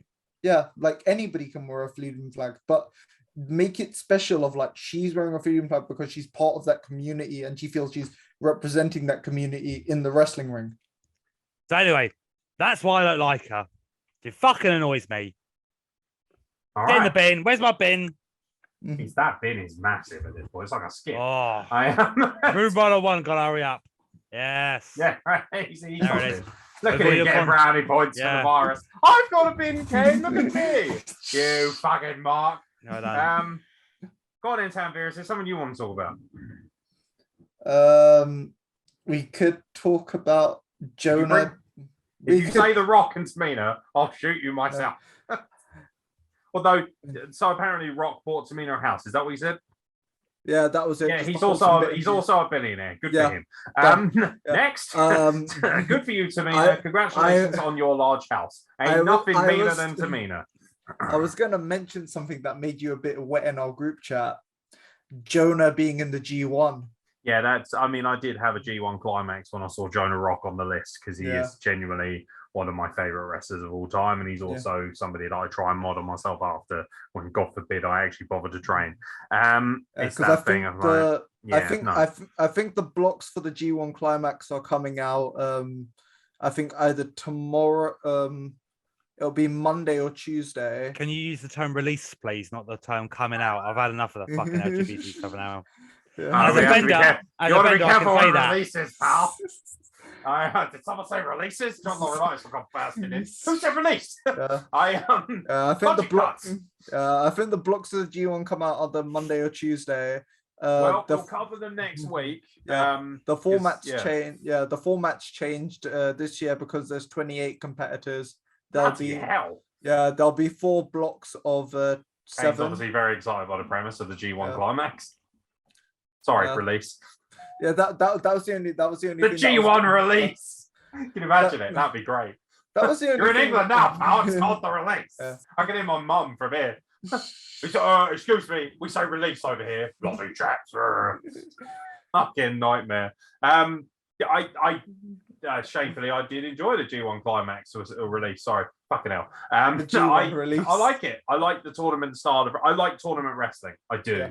I really do, but I like a much more shortened format, like over 3 days, like a Super Strong style. Yeah, Super Strong style 16. I really like that. Yeah, it's like knockout, and then it just works. I think it works. Having these brackets, these long-winded kind of months of wrestling, it's hard as a fan to be that invested because I just don't have the time. I don't have the time to sit down and watch. It's like, am I right in thinking this? Is New Japan constant tournaments going on?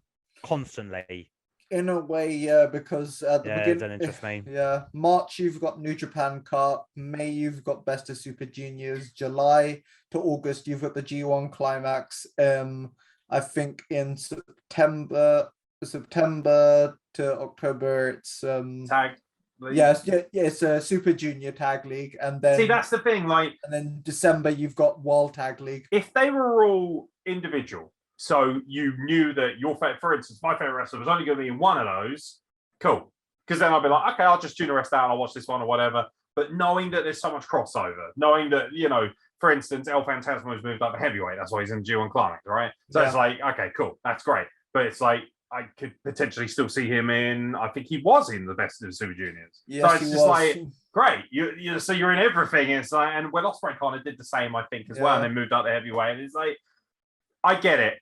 If you're a Japanese wrestling fan, I get it. Because it's been embedded in that culture. I've been doing this for a long time now. So you're used to it. But from a Western audience, not so much. But it is something I will absolutely, if somebody says to me, Jonah Rock's wrestling Ishii this week, yeah, sure, sign me up. Just send me the link to that match. Because that'll slap, and I must see two whopping great hotsies try to murder each other. You just reminded me of one match that could happen when they release the blocks. Jonah v Shingo Takagi. Jonah v Shingo. You're so... Kane's face is brilliant. Like, he's just like, I came here to talk about people banging each other for money. I'm not interested in wrestling. Looking at the full list. Yeah, goddamn foreigners and they're wrestling. Get out of here, pal. Yeah, looking at the full list and who Jonah could potentially face. Jonah v Jeff Cobb will probably happen. Yeah, that'll slap. I will say one thing, Tanvir. If you keep going down this route, you probably will have an incredibly angry virus knocking at your door. Because I can always tell when he's running out of patience. Don't be sorry. If anything, tell him to fuck off if you want to talk about Japan more. But yeah, you rub your nose because you're a fucking allergic to bullshit. That was the only bit of news I had. Unless you want to move on to Forbidden Door, which I don't think anybody gives a shit about. I mean, I won't be watching it. Neither. If they had embedded long-term storytelling into the AEW program, and I might have had more of an interest. Will Ospreay versus Orange Cassidy. As soon as I saw that, I was like, "Go fuck yourself." I just think with a show like Forbidden Door, you don't need storylines in it. You've got AEW, you've got New Japan. It's not a Forbidden Door anymore. By putting that on there, it's not a thing anymore. Now you've turned it into a gimmick. It's not organic. It's not fun. It's not interesting. I love Samoa Joe. What he said, he's never thought there's been this Forbidden Door because it's like you had WCW work. Because it hasn't. Japan. There's never been a Forbidden Door. People just want to say that because they want to act like marks and act like it's cool. Oh my God, so-and-so's on TV. AEW said from the get-go, we're going to have an open door policy. If you work somewhere, you can come and work for us. So it isn't really. Yeah. It's not a Forbidden Door. It's open door. But of course, that ain't going to sell as many tickets. I've got AEW, XNJPW. I've got so many problems with this. I really do. Because the way that I see it is, so I work for a company called Stonegate. And Stonegate own Fever and Boutiques, Ziggs, Pot World. These are nationwide nightclubs across the United Kingdom. I'm unsure if we do have any overseas. I'm not entirely sure. I am contractually forbidden for even applying for a job in Wetherspoons. That's a definite no-go. It's just not going to happen. Okay. I'm not allowed to do it.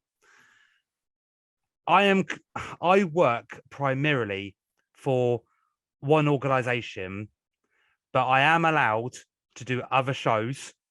But I can't permanently stick with another company. I can't do that. I am obligated to stick here. So if another show, if another company, for example, across the United Kingdom, want me on the same day as my main organization needs me for, I have to respectfully decline. I've got to stick with this one here, back on my home turf. I have to. I just have to. It's one of these things. I do not understand how this is right. I don't get it. Is this a philosophy of everyone wins?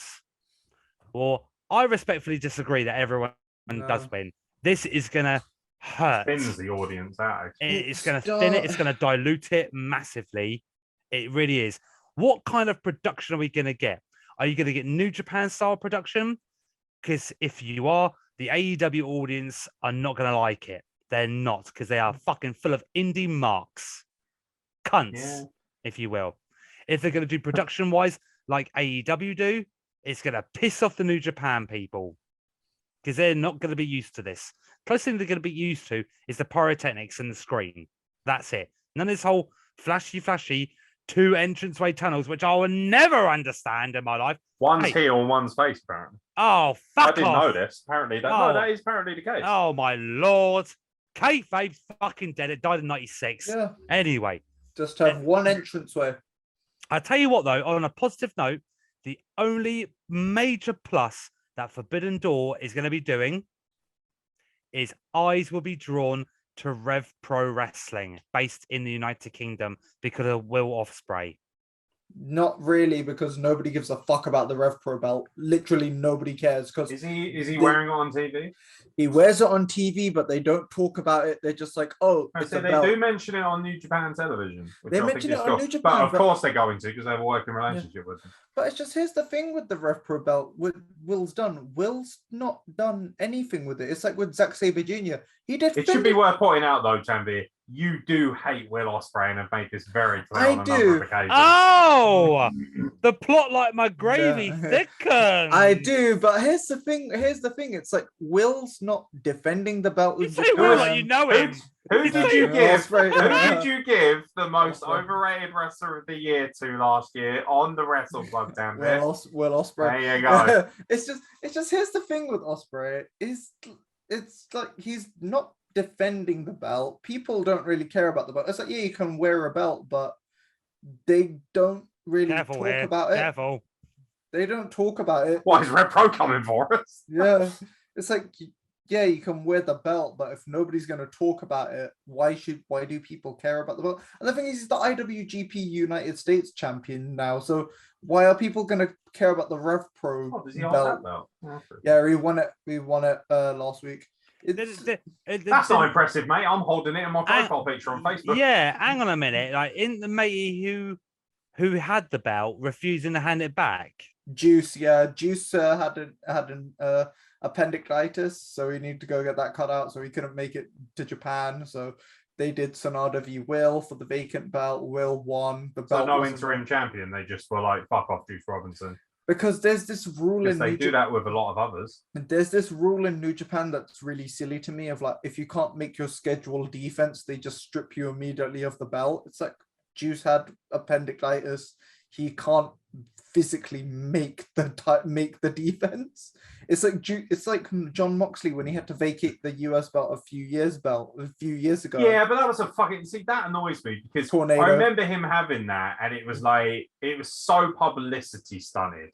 Like, he's defending the IWGP, and everyone was like, "What's that thing?" Like, the belt's cool. I like it. I like the design, but I'm like, great, whatever. They just put it on that guy because he's not in Japan regularly. So that belt has been purely designed so that foreigners can hold it, so they can put it over elsewhere. But the thing is, I'm not, for instance, right? That's like, you know what that is? That's the equivalent of WWE saying, I'll send our truth to, I don't know, CMLL in Mexico with the 24/7 title because that'll fucking represent the company. Yeah, you gotta put WWE over with that belt, pal.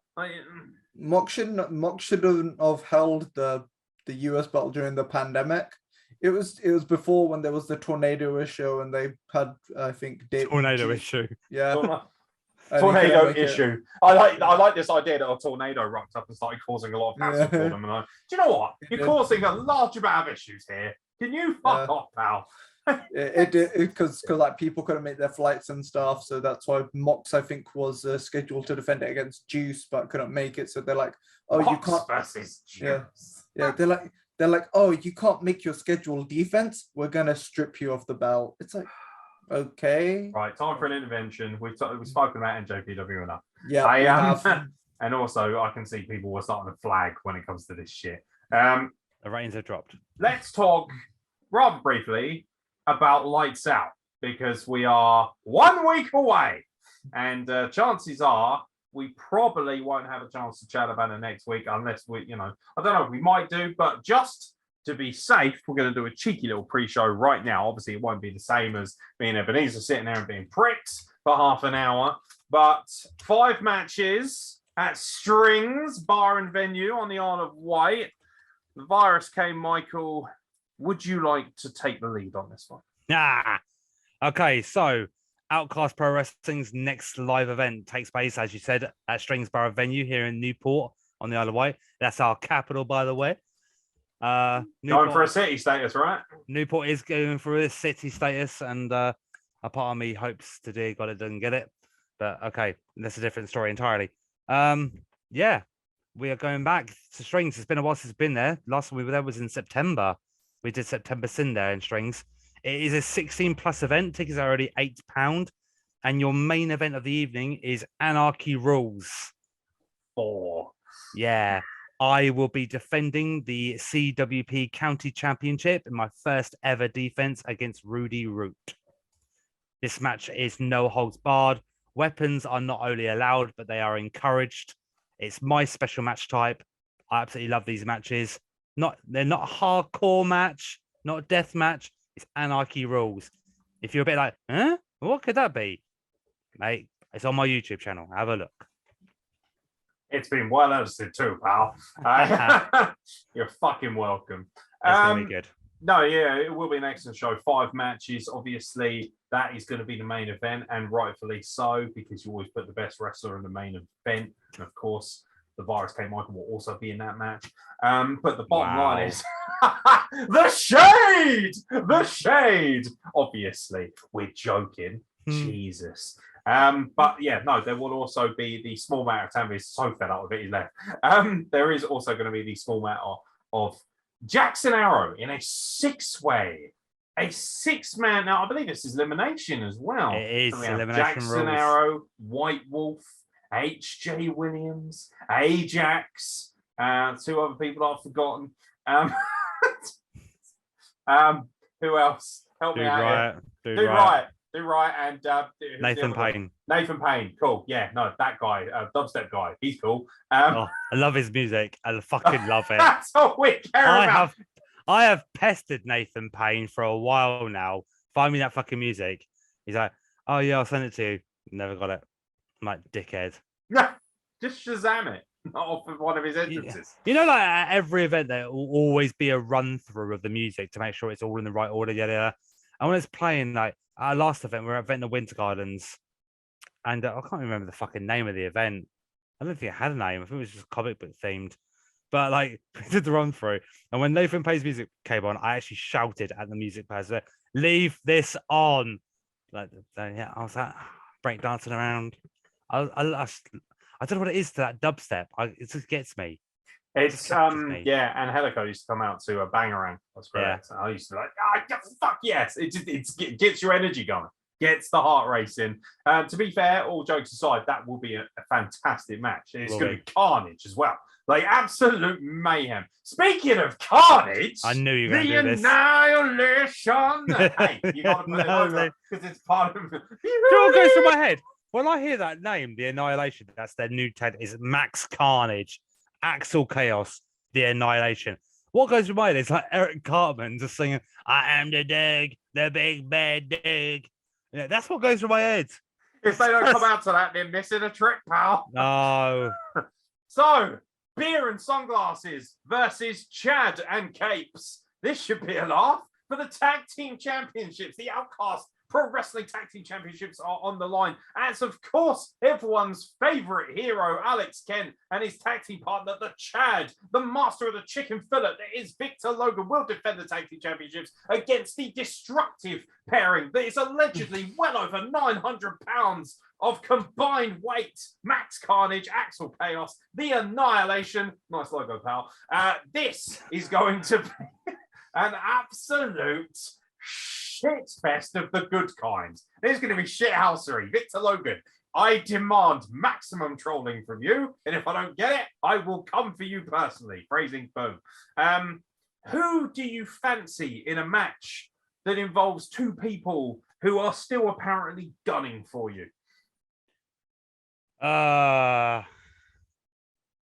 Okay, so I've teamed with both Chaos and Carnage. We've been in generous use of the term.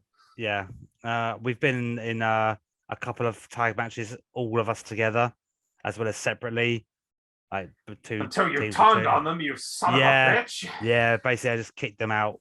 Fuck off. Yeah, fair enough. Just for context, Tanvir, the virus K. Michael used to head up a faction called the Cult of the Apocalypse, which also involved Newt, Axel, Chaos, and Max Carnage. 2 of those 3 individuals are now part of a tag team called the Annihilation. The smaller one he kept for himself because he's smart and listens. Really smart. He's the one that listens. Hi, Newt. And, hey, love you, miss you. We all miss you soon. very much. Yeah, we miss you too. People who don't miss you can go fuck themselves. Yeah. Yeah, fuck you. Yeah, fuck them. Fuck you, Annihilation. Do you know what? I'm all in for Victor Logan. I'm a heel. I don't give a shit. Fuck Victor the Annihilation. Fuck the Annihilation. Oh, I'm wearing sunglasses at night. I'm so edgy. Can't better promo, pal. The bottom line is, I think that Victor Logan's going to stamp on your nuts, and I'm ready for it. I demand shithousery. Victor Logan, get on it, son. Big fan. Big fan. Alex Kent, all right, meh. We can all wear pink and we can all pretend to fly, whatever. However, I'm pink and I pretend to fly all the time, but that's a cultural thing. I'm not privy to anything apart from my own match, and I cannot see the Annihilation walking out without the gold. I can't see it. Of course you'll be privy to your own match because you know you're going to smash Rudy Ritter alive. Let's be honest. I'll smash the shit out anyway. If it's into a ring with me. Oh yeah, baby. Okay. Can we have Ebenezer the Geezer versus the Virus K. Michael, please? Yeah. Yeah, you would get a lot of word associations with these sort of matches, but in my matches, promos. The promos. The word that will never get used in one of my matches is fake. Nope, I will not have it. We prefer the term predetermined. Or in your case, sunburn. Yeah. But the bottom line is, ladies and gentlemen, it's going to be an absolute banger of a match. But it's not all. Oh, you spoiled. What's the matter, Kane? You look like you've just eaten a sour grape. What's it? Me? I'm the one hyping up this goddamn show, honey boo. Also, you won't be complaining when you get a sexy looking pre-show, will you? No, you fucking won't. Also, you're welcome for the fantastic video that was dropped. It was very good. And for anyone who hasn't shared it, especially, fuck you. Bottom line is it's going to be an absolute banger. We've spoken about the main event, which of course will be for the CWP County Championship. We've spoken about a 6-pack challenge. No idea whether the winner will be rewarded with a number 1 contendership. Speaking of number 1 contenderships, of course, and we've also spoken about the Tag Team Championships, there is the small matter of JJ Valair versus Lunatrix. Intergender madness strikes again. Do you know what? On the mainland, intergender it does feel like a surprise, it feels like a treat, a luxury. But at Outcast, it's just par for the course. The intergender queen, Lunatrix, versus JJ Valair. That's quite the challenge. I know she's met JJ Valair before, but this is a different, this is the best these two have ever been by some margin. They're so different now. They're so ready for it.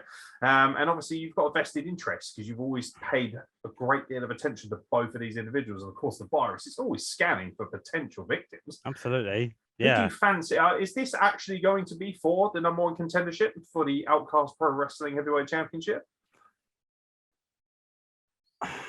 Never say never. I'm not using that terminology. That's too recent. JJ and Lunatrix, they've faced each other before. That was back in October of 2020. We're now behind closed doors, right? It was behind closed doors. We're nuts deep into 2022. Mm-hmm. It's been nearly 2 years since they faced off, and they both have got vastly better with their skill set, their move repertoire, their work rate. I've come off insanely high-profile losses. Yeah, it has to be said, to insanely high-end talents. Taylor James bettering Lunatrix, and of course JJ Valair suffering probably the biggest indignity of them all, losing his heavyweight championship to Just Joe Lando at the last show, of course, which was No Regrets. Which, by the way, you can check out on the Outcast Pro Wrestling YouTube channel, and it's a banger. Absolutely, you should be watching it. Nothing else for that ludicrous triple threat. Woo! Mama. No, that was money, pal. That's good shit. That's real good shit. Tanvir, if you haven't watched that yet, I shall direct you into the, basically, I will send you in the direction of said match so that you can check that out. And also that show. Cool. Definitely worth a watch. My apologies that you can't, contribute more, but we're going to bring you up to speed, I think, over the next few weeks so that you can contribute more about Outcast. Get the fuck off Pornhub. All right. Meanwhile, at the pre-show, How do you know? More like pre-cum. Am I right, pal? Yeah, that's right. Yeah. Release the cum. Jackson Aeron for they did the pre-show for that'd be cool. I think I might watch that. Skips forward. Release the cum. I'm not apologising. You know what you fucking signed up for when you decided to click on Wrestle Plug. You should know by now. Jesus Christ, a week ago we had 2 Russian guys trying to kill each other with cinder blocks, and you're complaining about release the cum? Get out of here. Did one of them say? Ridiculous. Did one of the Russians guys say "Hiya"? Not yet. Wait. Oh for my it, for the lord! love of Christ. I can't believe you got the virus to say it. Unbelievable. He'll never do that for me. There's quite a few things that are pointing me in that direction of saying that. Honestly, it's phenomenal. And it's actually, but that's my favourite moment in the podcast history. And now I just heard your Indian friend say that. Okay. Okay, we're on wrapping that. Well, before we unwrap massive amounts of positive racism, ladies and gentlemen, or in his case, out of the closet by some margin, we both are. But the bottom line is, there is also the small matter of the Isle of Wight Championship, a belt that the Forest knows very well, because let's be honest, he made it famous, didn't you? Come on, it's your belt. You look at that. I've seen the way you look. You are full on Gollum for the Isle of Wight Championship. I see the way you're looking at your precious. That's fine. It is an absolute privilege and an honor to become the first ever CWP county champion. However, I can't look away when I see that belt, and I just think I want my belt back. Double champion. Because that is a belt that I have held, and I was never pinned or made to submit to lose it. It has prestige, in my opinion, because of you. It eats at me that I don't have it, and I want my belt back. Well, you're going to have to wait, because there's a triple threat match, of course, for the Isle of Wight Championship. Nero, just Nero now, indeed, as beating the hunter. Beating him, yes, you have. He is the current reigning and defending 2-time Isle of Wight champion. He will be defending his belt against the man he dethroned for it, Scrappy Jack. Beating him. And the number 1 contender, the man who's on a roll, the Outcast Kid, Azzy Adams. Beating him. Yeah, after about 3 other people have destroyed him. Do you know what's kind of right? fucking all right? Like, these are 3 people, okay? They are not easy opponents. They're really fucking not, okay? All 3 of them are different. Like, Nero is fucking vicious, and he fucking goes for it. He hits like a freight train. He fucking hits. And do you know what? Where he's tall, he can easily boot me in the face. Yeah, so easily. Boot me in the face. Yeah, real easily do it. And he's also someone that can pick me up and throw me around. He's capable of doing that. I've beaten him. Anarchy Rules 2. I beat the shit out of him. Scrappy Jack, beating him. Anarchy Rules 1. Scrappy's another one. He ain't afraid to get hurt. He keeps on getting back for more. He really fucking does. I've slapped the shit out of him back. I've made him welt. And he's still got back up. Motherfucker. Jesus Christ. Azzy Adams, I've beaten him up several times in multiple style matches. And I've pinned him. All 3, I've defended my Isle of Wight championship against. All 3. Of my favourite people in wrestling. I genuinely like these people as wrestlers. Yeah. I think they each have something so different. And I think this is going to fucking slap. This is going to absolutely rival the main event for match of the night. I really think they're going to go hell for level with this. And of course, my money is on my boy, Azzy Adams. Come on. For God's sake. It's not going to happen, mate. It's not going to happen, is it? It's not going to survive. He has the power of the Wrestle Plug behind him. Yeah, he does. He will survive. Only the strongest will survive. Come on. Live to win till you die. Till the light God damn it, stop triggering his nerdism. Tanvir, who you got? Scrappy Jack, Nero, or Azzy Adams for the Isle of Wight Championship? I'm gonna go with Nero just because he's the character from Devil May Cry. God damn it, you fucking nerd. Oh, that's even more new information. Yeah, Nero, Devil May Cry. Great, we've opened up a... He's Virgil's son. What, from WWF? Now we're really getting into the heart of the matter. ladies and gentlemen, confirmed Outcast Pro Wrestling Isle of Wight champion Nero related to Virgil of WWF fame. We cannot obviously confirm said allegations at this time. Vince McMahon, holler at your boy. It's going to be great. And it's £8. £8 Are you mad? How do you turn a profit? It's ridiculous. I'll tell you how you turn a profit, because when it's £8, everybody on the island turns up to see the best professional wrestling on the Isle of Wight, and some might argue some of the best professional wrestling that Hampshire's ever seen. It's going to be an absolute stonker. Doors, I believe, open at 8 p.m. at Strings Bar and Venue, which is in Newport, Isle of Wight. Is that correct? It absolutely is. There you go. We do our research to a certain extent sometimes. It's going to be great. Check it out. June 25th. It's going to be awesome. And if you don't have the pleasure of checking that out, if maybe you're a little bit more London/Essex based, you can check out IWE Meltdown, which will be at the Real Sports and Leisure Centre, which is based just outside of Chelmsford in Essex. And of course, tickets for that are going to be paltry £10. Outrageous. Outrageous, sir. There's also family of 4 tickets available, children's tickets available. A multitude of different tickets are available for that show, and that card is going to slap as well. There will be a pre-show available for that, of course, on the IWE YouTube channel. And if you're very lucky, there might be a preview available for the Outcast Pro Wrestling show. There'll be a preview. Of course, lights out. That is ominous, isn't it? There'll be a preview. There'll be one. Fucking, I never get a break, honestly. No. Or are you guys going to do it instead? No. Why not? That'll be favoritism. Why not? Why would it be favoritism? I'm in the main event. You literally just did a preview with us. Oh, that's different. I'm doing a hype. Oh, okay. Not a pre-show. That was a hype. Yeah. Fair enough. Fair enough. Tanvir Birdie, what have you found on Pornhub that's so interesting? Because I know you haven't been paying attention for a while now. Piper Perry versus her 5 prison pen pals. That's what you found. That is an astonishingly excellent use of P. I know. I guarantee he's going to Google that now. Piper Perry and £10? Fair enough. I thought it was Piper Perry and her 5 black friends. Let's not go down that route, please. Please not go down that route. I didn't say that. Honestly, seriously, he's been let off already as it is. I didn't do shit. Wow, there's a man who's definitely had a run in with a police. I didn't do no. I did nothing. You've got nothing. I didn't do anything.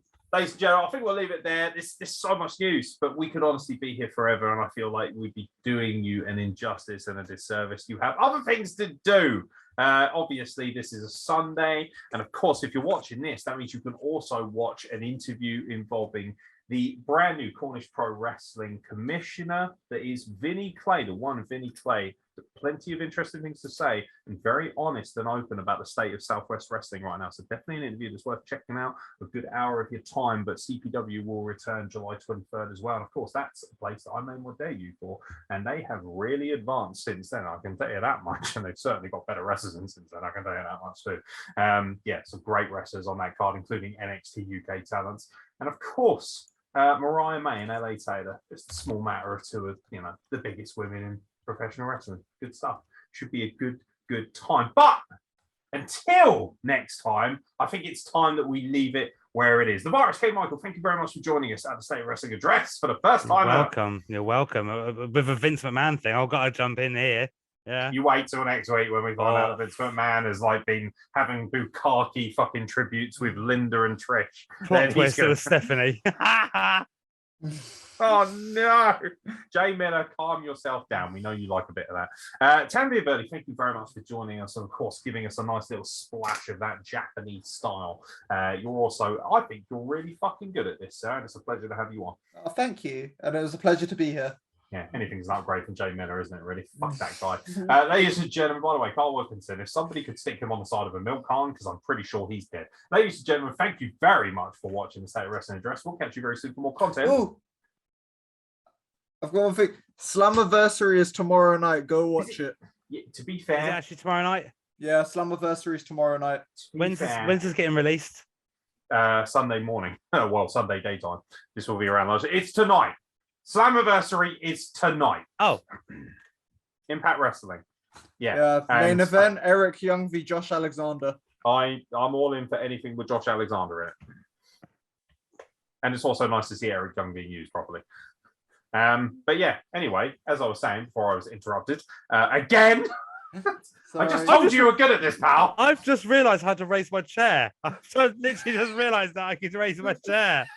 This fucking That's why I'm so podcast is an happy. atrocity. I'm so happy. That's literally the happiest I'm now thing. taller. Bye, guys. Alright, fuck the outro. See you later, guys. What happened? Tanvir, what the fuck is going on with your... I'm sitting on a sofa, mate. I'll just recline it, shall I? Fucking hell. You fucking lunatics.